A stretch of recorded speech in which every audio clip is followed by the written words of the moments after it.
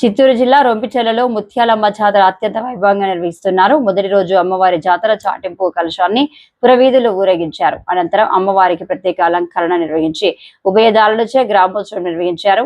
ఆదివారం అమ్మవారికి విశేష పూజలు నిర్వహించి పసుపు కుంకుమ కలిపిన 101 బిందెలతో అమ్మవారికి అభిషేకం నిర్వహించారు. అనంతరం ఆలయ పూజారి గుణశేఖర్ అమ్మవారికి పంచామృతం అభిషేకం నిర్వహించారు.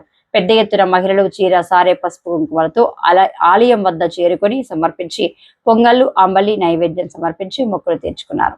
ఆదివారం రాత్రి అమ్మవారికి పుష్ప పల్లకి నిర్వహించారు.